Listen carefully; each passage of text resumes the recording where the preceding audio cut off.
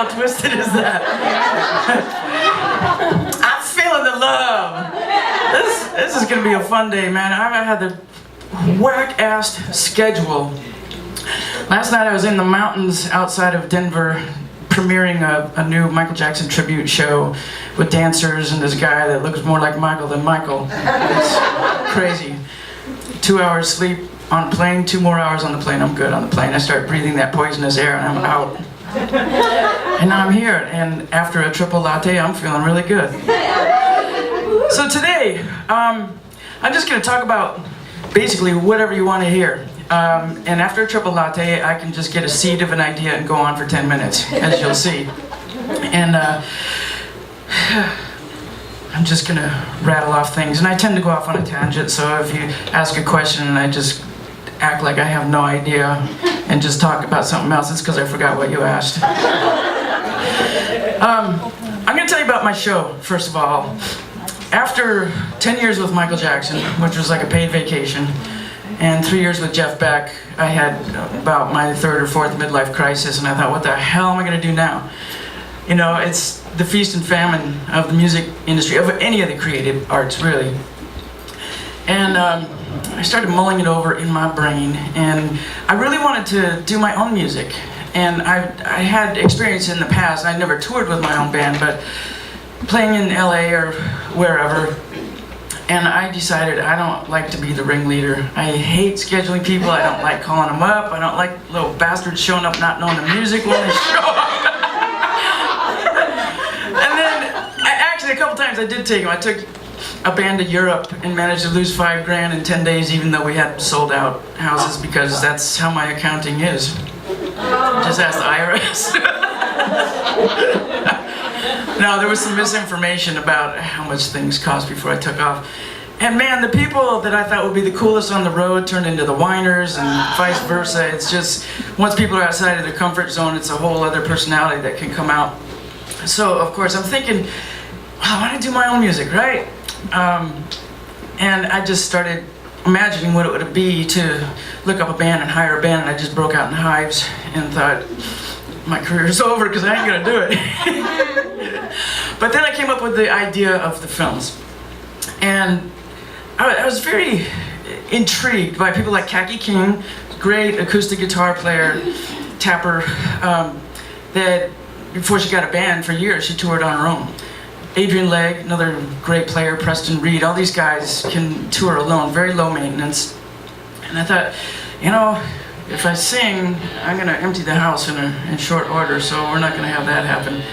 And I thought, you know, I don't know enough acoustic songs to do an acoustic show. So I thought there's got to be another level of entertainment, because just watching one person's fingers for 90 minutes, believe me, gets old.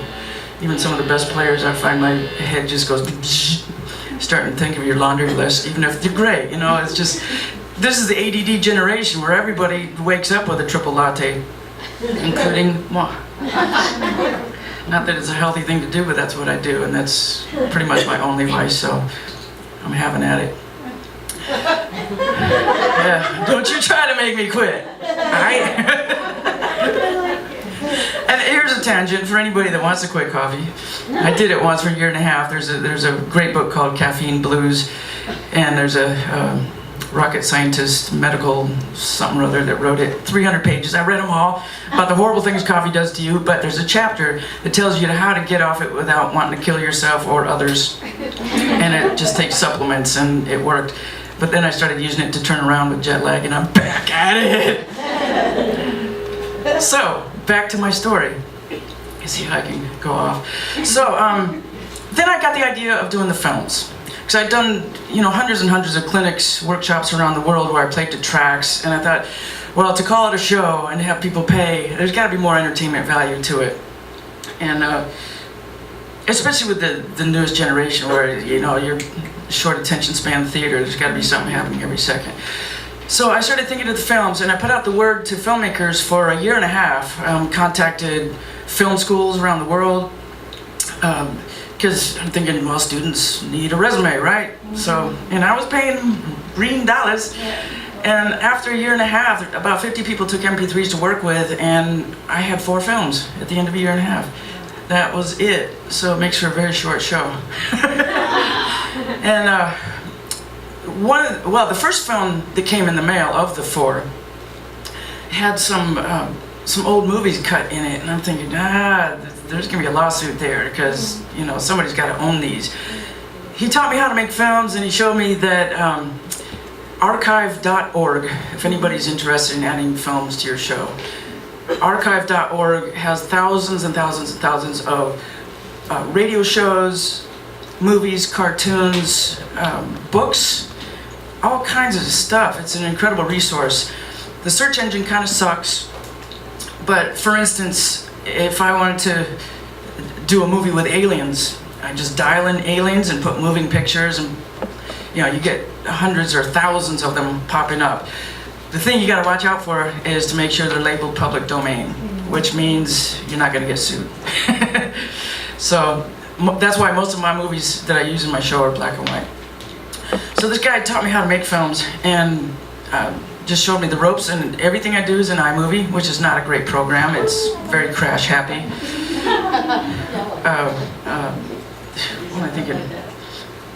Another Apple product. I want to say Finale, but it's Final Cut. Yeah, that's a lot better and a lot more stable. But even though I've had that program for years, I already know how to do this stuff, and to learn a whole new program just to learn how to put it to the beat. And a lot of people think that it's this magical thing that the cuts are to the beat, but it's probably the easiest thing you can do. I put the track down first, always. So I got the bed there and the beats, and I'll just make these bookmarks. Command B on the beats. Go, go, go, go. For, I don't know, 4 bars at a time or whatever. And I download films. When I first started doing this, I had crap internet, so I would, the film's a full-length movie. It tends to be 2 or 3 gigs on archive. And it's compressed. It's, not high-res by any stretch, but with the black and whites, it doesn't really matter. And I would just set it at midnight, go to bed, and hope that it was downloaded in the morning. Now, with high-speed internet, I can get one of those in 20, 30 minutes. So for most of them, I gather 10 films, maybe, 10, 15 films. And then I've been doing this for 7 years, so I got a lot of different sources. I'll take pictures that you can get online, subscriptions, or buy one at a time, which is way more expensive. Shutterstock.com, iStock Photo. You can just Google stock films, stock photos, stock animation, and that stuff will pop up. So that's where I get the content. I tried shooting shooting film myself, and it just, compared to the pros that have it online, it just wasn't happening. So I got really obsessed with filmmaking, and I could easily, I was way motivated because I wanted to do this low maintenance show. I could easily sit on the couch for 14 hours a day editing film, and really the only reason to get off the couch is to pee, and if I just had adult diapers I wouldn't even have to do that. It's just, all these, all creative people, you know how it is to get obsessed and get in the zone and just keep going and going, and before you know it, it's next Tuesday. That's kind of the arts I've been involved in, this is the most obsessive. I'm gonna play tunes and talk in any area that you want to go in, whether it's talking about Michael Jackson, Jeff Beck, equipment, sounds. The title of this was something like nuance in music, and that's something I really like to point out, because the nuance and the small details in your music are what give it your personality. You could have, I always say, well, actually, before I start talking crap about keyboard players, how many are there in here? Okay, never mind. I usually do guitar seminars, so I think about it. It's the superior instrument. Because there's just so many variables, 1,000 variables, and I'll just segue on to that. Okay. Actually, are there any questions yet?